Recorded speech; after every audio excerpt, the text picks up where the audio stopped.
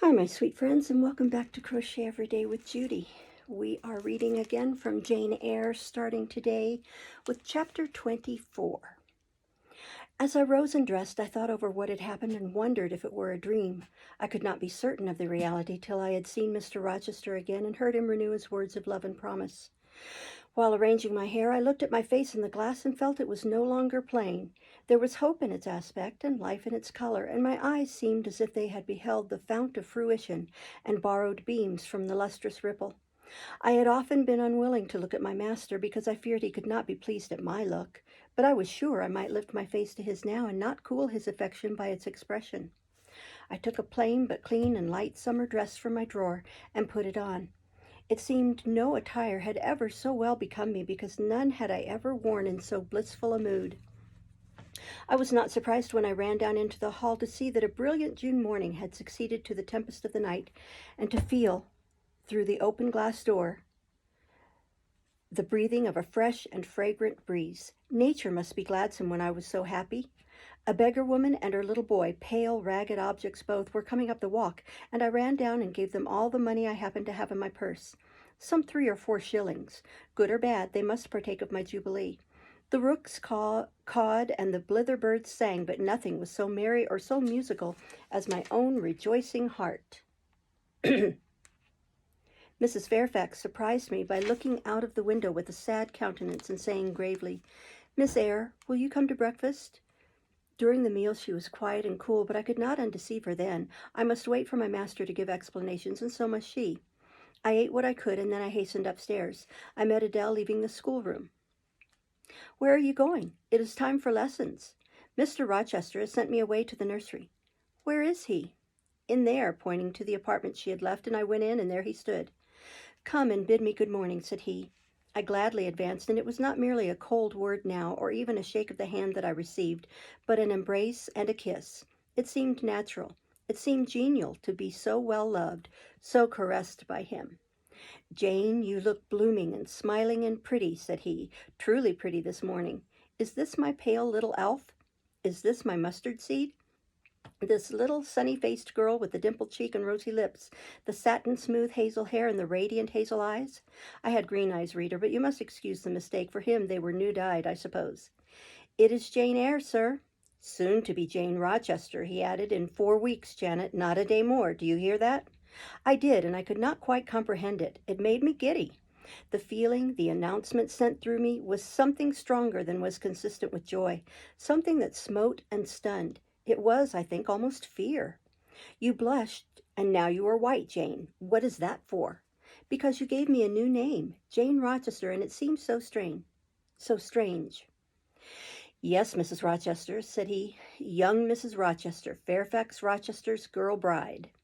"It can never be, sir. It does not sound likely. Human beings never enjoy complete happiness in this world. I was not born for a different destiny to the rest of my species.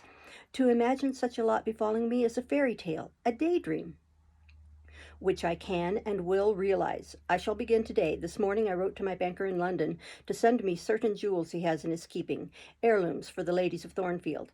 In a day or two I hope to pour them into your lap, for every privilege, every attention shall be yours that I would accord a peer's daughter if about to marry her." "Oh, sir, never mind jewels. I don't like to hear them spoken of. Jewels for Jane Eyre sounds unnatural and strange. I would rather not have them." "I will myself put the diamond chain round your neck and the circlet on your forehead, which it will become, for nature at least has stamped her patent of nobility on this brow, Jane, and I will clasp the bracelets on these fine wrists and load these fairy-like fingers with rings." "No, no, sir. Think of other subjects and speak of other things in another strain. Don't address me as if I were a beauty. I am your plain, Quakerish governess." "You are a beauty in my eyes, and a beauty just after the desire of my heart, delicate and aerial." "Puny and insignificant, you mean. You are dreaming, sir, or you are sneering. For God's sake, don't be ironical." "I will make the world acknowledge you a beauty, too," he went on, while I really became uneasy at the strain he had adopted, because I felt he was either deluding himself or trying to delude me. "I will attire my Jane in satin and lace, and she shall have roses in her hair, and I will cover the head I love best with a priceless veil." And then you won't know me, sir. I shall not be your Jane Eyre any longer, but an ape in a harlequin's jacket, a jay in borrowed plumes. I would as soon see you, Mr. Rochester, tricked out in stage trappings, as myself clad in a court lady's robe, and I don't call you handsome, sir, though I love you most dearly, far too dearly to flatter you. Don't flatter me. He pursued his theme, however, without noticing my deprecation. Excuse me. This very day I shall take you in the carriage to Millcote, and you must choose some dresses for yourself. I told you we shall be married in 4 weeks. The wedding is to take place quietly in the church down below yonder, and then I shall waft you away at once to town. After a brief stay there, I shall bear my treasure to regions nearer the sun, to French vineyards and Italian plains, and she shall see whatever is famous in old story and in modern record. She shall taste, too, of the life of cities, and she shall learn to value herself by just comparison with others. Shall I travel? And with you, sir? You shall sojourn at Paris, Rome, and Naples, at Florence, Venice, and Vienna. All the ground I have wandered over shall be retrodden by you. Wherever I stamped my hoof, your sylph's foot shall step also. 10 years since I flew through Europe half mad, with disgust, hate, and rage as my companions. Now I shall revisit it healed and cleansed, with a very angel as my comforter. I laughed at him as he said this. I am not an angel, I asserted, and I will not be one till I die. I will be myself. Mr. Rochester, you must neither expect nor exact anything celestial of me, for you will not get it, any more than I shall get it of you, which I do not at all anticipate. What do you anticipate of me? For a little while you will perhaps be as you are now, a very little while, and then you will turn cool, and then you will be capricious, and then you will be stern, and I shall have much ado to please you. But when you get well used to me, you will perhaps like me again. Like me, I say, not love me. I suppose your love will effervesce in 6 months or less. I have observed in books written by men that period assigned as the farthest to which a husband's ardor extends. Yet, after all, as a friend and companion, I hope never to become quite distasteful to my dear master. Distasteful? And like you again? I think I shall like you again, and I will make you confess I do not only like, but love you, with truth, fervor, constancy. Yet you are not capricious, sir? To women who please me only by their faces, I am the very devil when I find out they have neither souls nor hearts, when they open to me a perspective of flatness, triviality, and perhaps imbecility, coarseness, and ill temper. But to the clear eye and eloquent tongue, to the soul made of fire, and the character that bends but does not break, at once supple and stable, tractable and consistent, I am ever tender and true. Had you ever experience of such a character, sir? Did you ever love such an one? I love it now. But before me, if I, indeed, in any respect, come up to your difficult standard? I never met your likeness, Jane. You please me, and you master me. You seem to submit, and I like the sense of pliancy you impart. And while I am twining the soft silken skein round my finger, it sends a thrill up my arm to my heart. I am influenced, conquered, and the influence is sweeter than I can express, and the conquest I undergo has a witchery beyond any triumph I can win. Why do you smile, Jane? What does that inexplicable, that uncanny turn of countenance mean? Excuse me a moment. I was thinking, sir, you will excuse the idea, it was involuntary. I was thinking of Hercules and Samson with their charmers. You were, you little elfish. Hush, sir, you don't talk very wisely just now, any more than those gentlemen acted very wisely. However, had they been married, they would no doubt by their severity as husbands have made up for their softness as suitors, and so will you, I fear. I wonder how you will answer me a year hence, should I ask a favor it does not suit your convenience or pleasure to grant. Ask me something now, Janet, the least thing. I desire to be entranced. Indeed I will, sir, I have my petition already. Speak, but if you look up and smile with that countenance, I shall swear concession before I know to what, and that will make me a fool of me. Not at all, sir. I ask only this. Don't send for the jewels, and don't crown me with roses. You might as well put a border of gold lace round that plain pocket handkerchief you have there. I might as well gild refined gold. I know it. Your request is granted then, for the time. I will remand the order I dispatched to my banker, but you have not yet asked for anything. You have prayed a gift to be withdrawn. Try again. Well then, sir, have the goodness to gratify my curiosity, which is much piqued on one point. He looked disturbed. What, he said hastily. Curiosity is a dangerous petition. It is well I have not taken a vow to accord every request. But there can be no danger in complying with this, sir. Utter it, Jane, but I wish that instead of a mere inquiry into, perhaps a secret, it was a wish for half my estate. Now, King Ahasuerus, what do I want with half your estate? Do you think I am a Jew usurer seeking good investment in land? I would much rather have all your confidence. You will not exclude me from your confidence if you admit me to your heart? You are welcome to all my confidence that is worth having, Jane, but for God's sake, don't desire a useless burden. Don't long for poison. Don't turn out a downright Eve on my hands.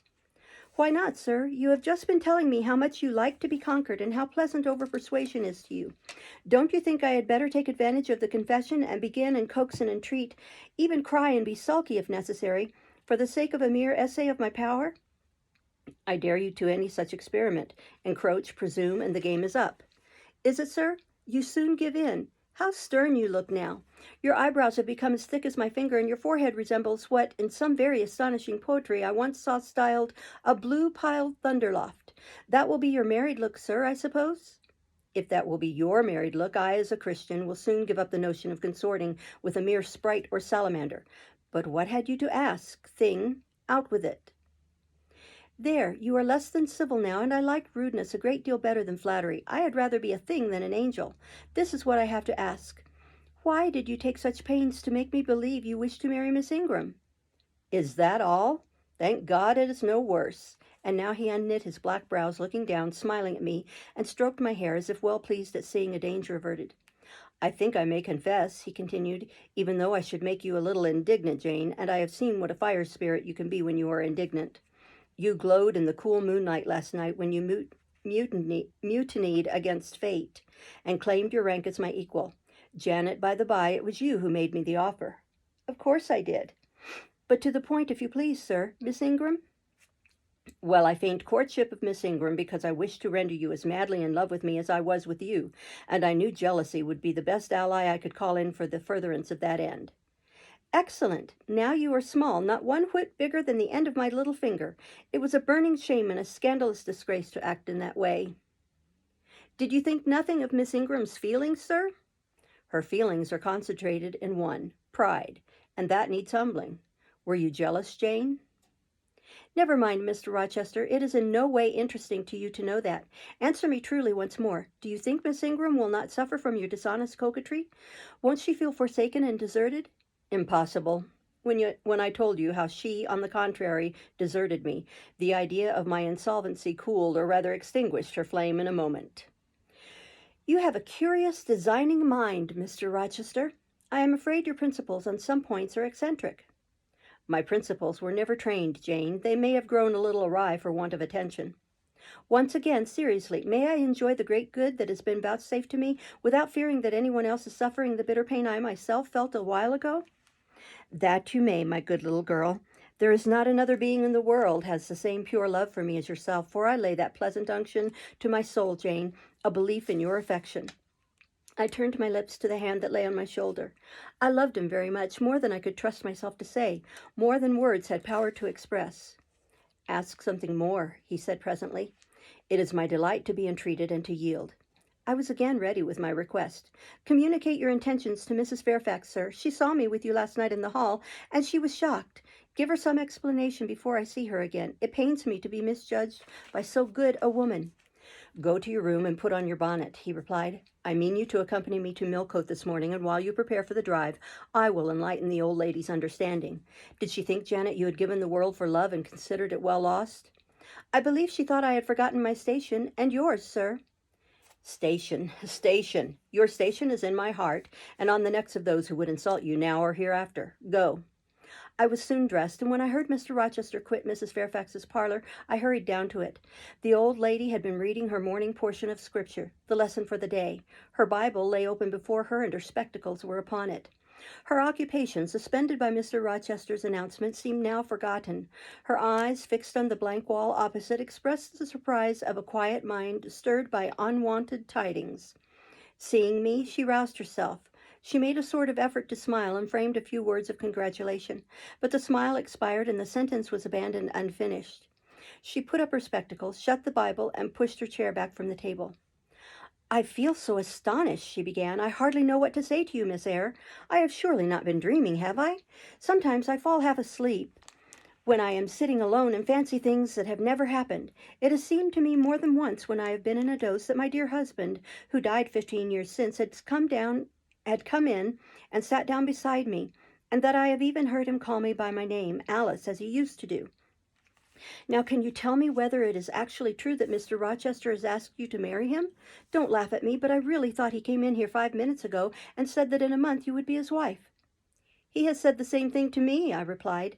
He has. Do you believe him? Have you accepted him? Yes. She looked at me bewildered. I could never have thought it. He is a proud man. All the Rochesters were proud, and his father at least liked money. He, too, has always been called careful. He means to marry you? He tells me so.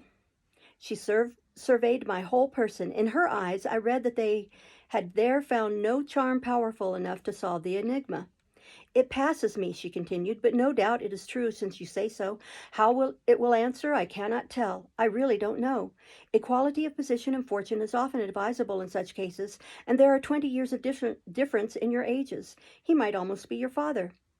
No, indeed, Mrs. Fairfax, exclaimed I, nettled. He is nothing like my father.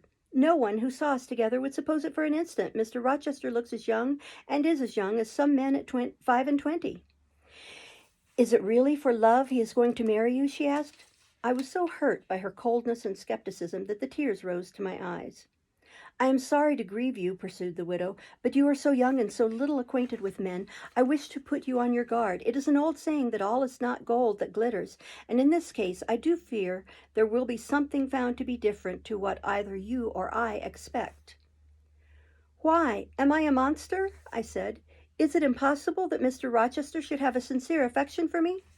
No, you are very well and much improved of late, and Mr. Rochester, I dare say, is fond of you.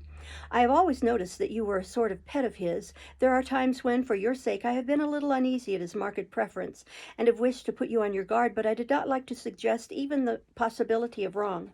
I knew such an idea would shock, perhaps offend you, and you were so discreet and so thoroughly modest and sensible.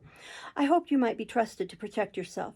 Last night I cannot tell you what I suffered when I sought all over the house and could find you nowhere, nor the master either, and then at 12 o'clock saw you come in with him. Well, never mind that now, I interrupted impatiently. It is enough that all was right. I hope all will be right in the end, she said, but believe me, you cannot be too careful. Try and keep Mr. Rochester at a distance. Distrust yourself as well as him. Gentlemen in his station are not accustomed to marry their governesses. I was growing truly irritated. Happily, Adele ran in. Let me go to Millcote too, she cried. Mr. Rochester won't. Though there is so much room in the new carriage, beg him to let me go, mademoiselle. That I will, Adele, and I hastened away with her, glad to quit my gloomy monitress. The carriage was ready. They were bringing it round to the front, and my master was pacing the pavement, Pilot following him backwards and forwards. Adele may accompany us, may she not, sir? I told her no. I'll have no brats. I'll have only you. Do let her go, Mr. Rochester, if you please. It would be better. Not it. She will be a restraint. He was quite peremptory, both in look and voice. The chill of Mrs. Fairfax's warnings and the damp of her doubts were upon me. Something of unsubstantiality and uncertainty had beset my hopes. I half lost the sense of power over him. I was about mechanically to obey him without further remonstrance, but as he helped me into the carriage, he looked at my face. What is the matter? He asked. All the sunshine is gone. Do you really wish the bairn to go? Will it annoy you if she is left behind? I would far rather she went, sir. Then off for your bonnet and back like a flash of lightning, cried he to Adele. She obeyed him with what speed she might. After all, a single morning's interruption will not matter much, said he, when I mean shortly to claim you, your thoughts, conversation, and company for a life. Adele, when lifted in, commenced kissing me by way of expressing her gratitude for my intercession. She was instantly stowed away into a corner on the other side of him. She then peeped round to where I sat. So stern a neighbor was too restrictive. To him, in his present fractious mood, she dared whisper no observations, nor ask of him any information. Let her come to me, I entreated. She will perhaps trouble you, sir. There is plenty of room on this side. He handed her over as if she had been a lapdog. I'll send her to school yet, he said, but now he was smiling. Adele heard him and asked if she was to go to school sans mademoiselle. Yes, he replied, absolutely sans mademoiselle, for I am to take mademoiselle to the moon, and there I shall seek a cave in one of the white valleys above the volcano tops, and mademoiselle shall live with me there, and only me.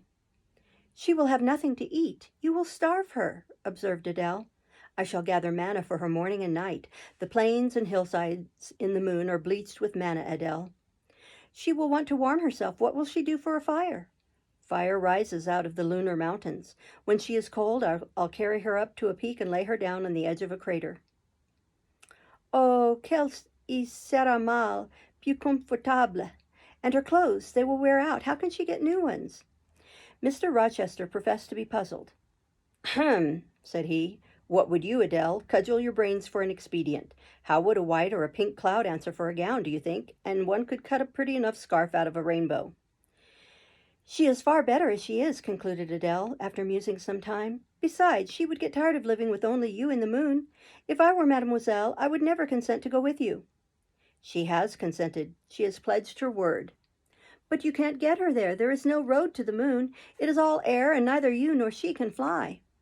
Adele, look at that field. We were now outside Thornfield Gates and bowing lightly along the smooth road to Millcote, where the dust was well laid by the thunderstorm, and where the low hedges and lofty timber trees on each side glistened green and rain-refreshed. In that field, Adele, I was walking late one evening about a fortnight since, the evening of the day you helped me to make hay in the orchard meadows, and as I was tired with raking swaths, I sat down to rest me on a stile, and there I took out a little book and a pencil, and began to write about a misfortune that befell me long ago, and a wish I had for happy days to come. I was riding away very fast, though daylight was fading from the leaf, when something came up the path and stopped 2 yards off of me. I looked at it. It was a little thing with a veil of gossamer on its head. I beckoned it to come near me. It stood soon at my knee. I never spoke to it, and it never spoke to me, in words. But I read its eyes, and it read mine, and our speechless colloquy was to this effect. It was a fairy, and come from Elfland, it said, and its errand was to make me happy. I must go with it out of the common world to a lonely place, such as the moon, for instance, and it nodded its head toward her horn rising over Hay Hill. It told me of the alabaster cave and silver vale where we might live. I said I should like to go, but reminded it, as you did me, that I had no wings to fly. Oh, returned the fairy, that does not signify. Here is a talisman will remove all difficulties. And she held out a pretty gold ring. Put it, she said, on the fourth finger of my left hand, and I am yours and you are mine, and we shall leave earth and make our own heaven yonder. She nodded again at the moon. The ring, Adele, is in my breeches pocket under the disguise of a sovereign, but I mean soon to change it to a ring again. But what has Mademoiselle to do with it? I don't care for the fairy. You said it was Mademoiselle you would take to the moon? Mademoiselle is a fairy, he said, whispering mysteriously. Whereupon I told her not to mind his badinage, and she, on her part, evinced a fund of genuine French skepticism, denominating Mr. Rochester un vrai menteur, and assuring him that she made no account whatever of his contes de fées, and that du reste il n'y avait pas de fées, et quand même il y en avait. She was sure they would never appear to him, nor ever give him rings, or offer to live with him in the moon. The hour spent at Millcote was a somewhat harassing one to me. Mr. Rochester obliged me to go to a certain silk warehouse. There I was ordered to choose half a dozen dresses. I hated the business. I begged leave to defer it. No, it should be gone through with. It should be gone through with now. By dint of entreaties expressed in energetic whispers, I reduced the half dozen to 2. These, however, he vowed he would select himself. With anxiety, I watched his eye rove over the gay stores.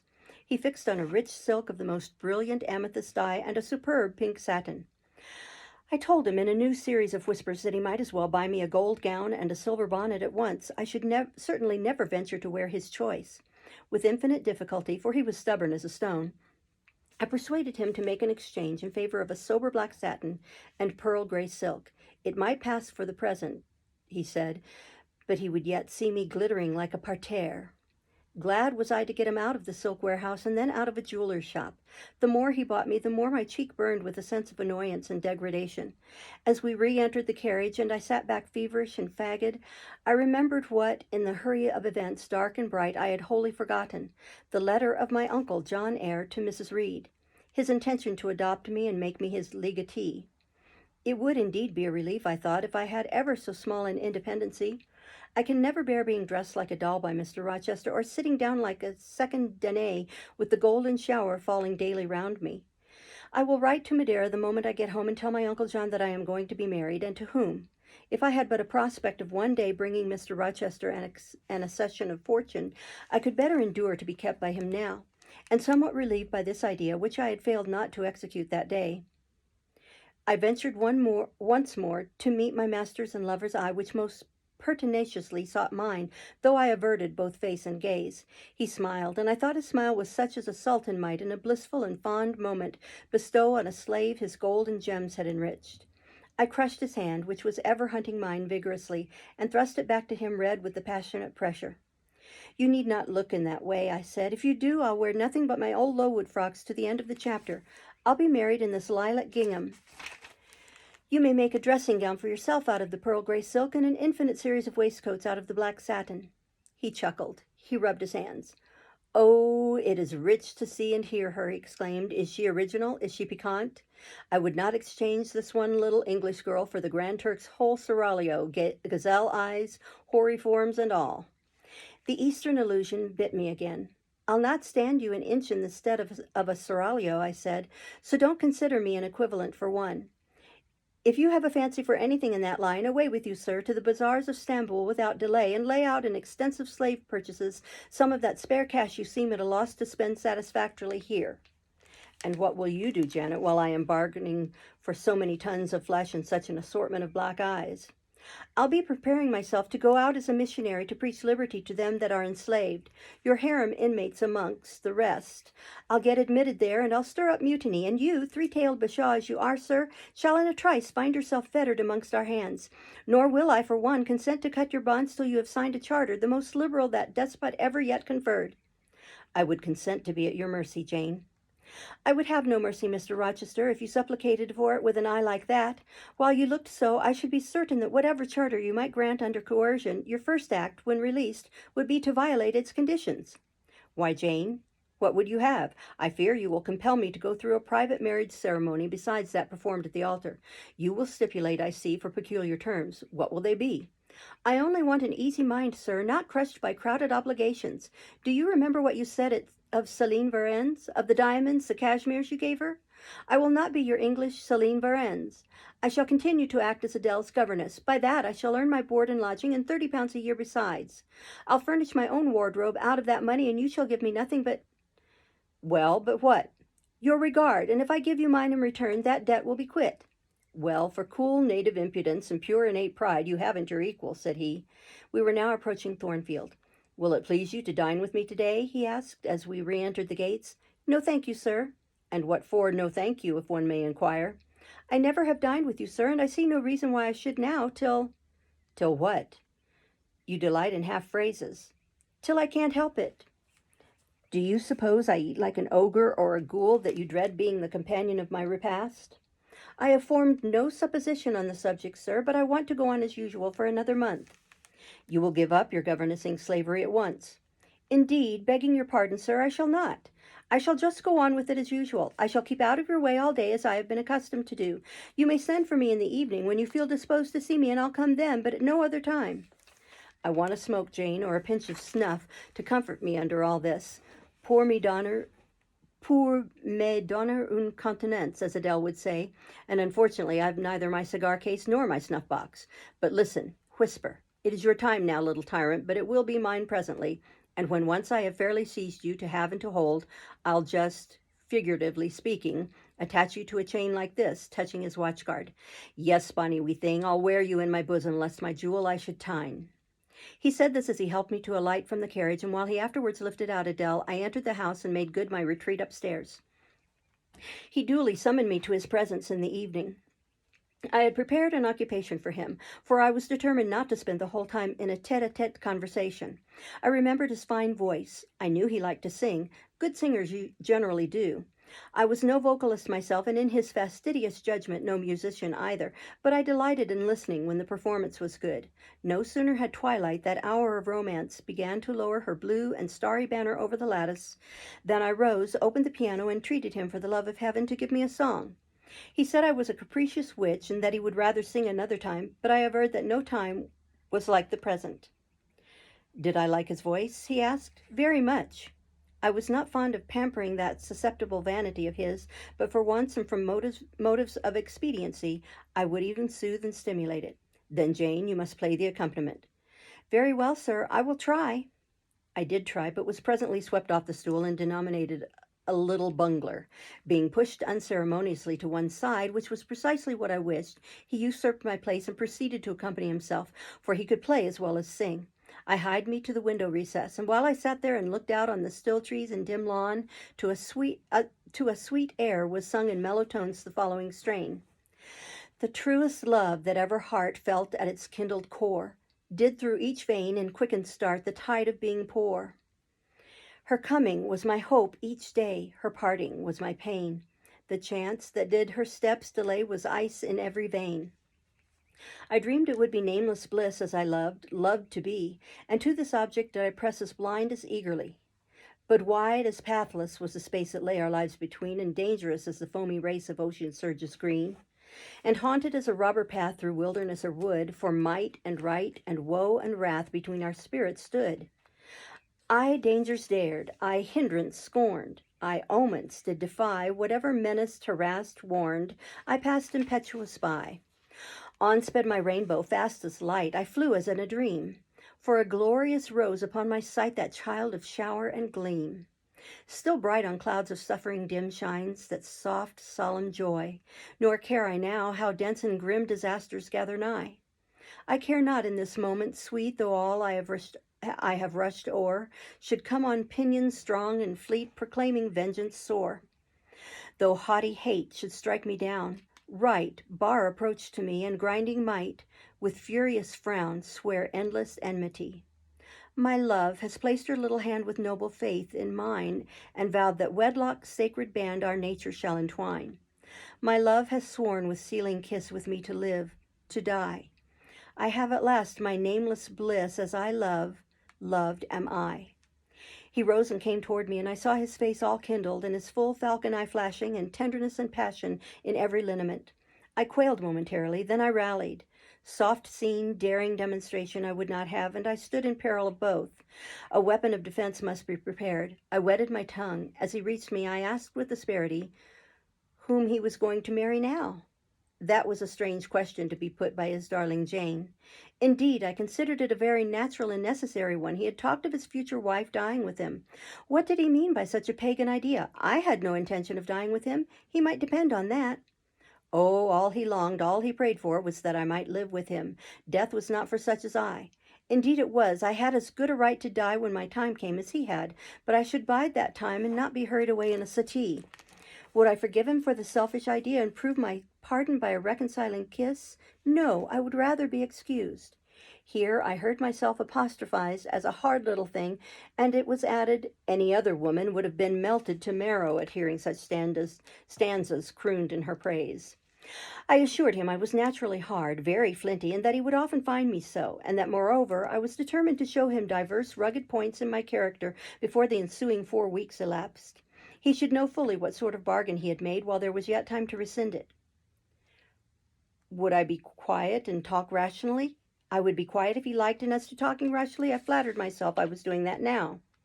He fretted, pished, and pshawed. Very good, I thought. You may fume and fidget as you please, but that is the best plan to pursue with you, I am certain.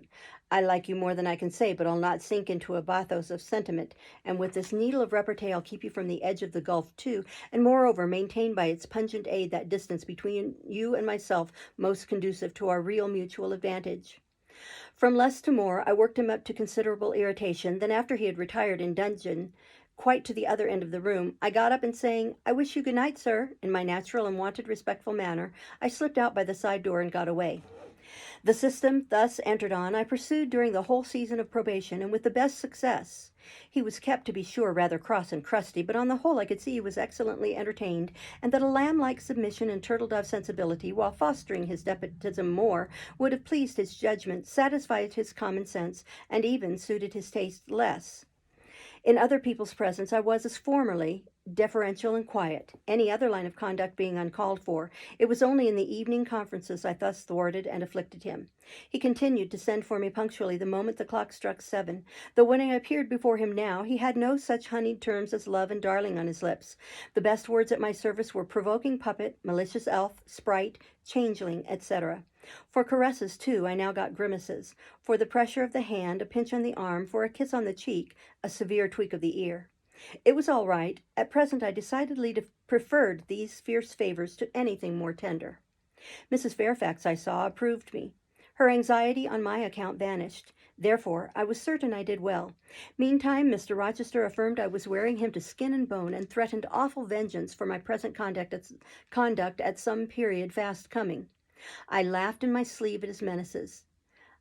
I can keep you in reasonable check now, I reflected, and I don't doubt to be able to do it hereafter. If one expedient loses its virtue, another must be devised. After all, my task was not an easy one.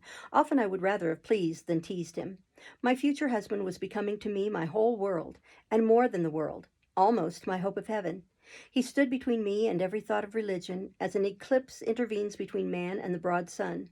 I could not in those days see God for his creature, of whom I had made an idol. We'll stop there and start next time with chapter 25. Thank you for listening. Bye-bye.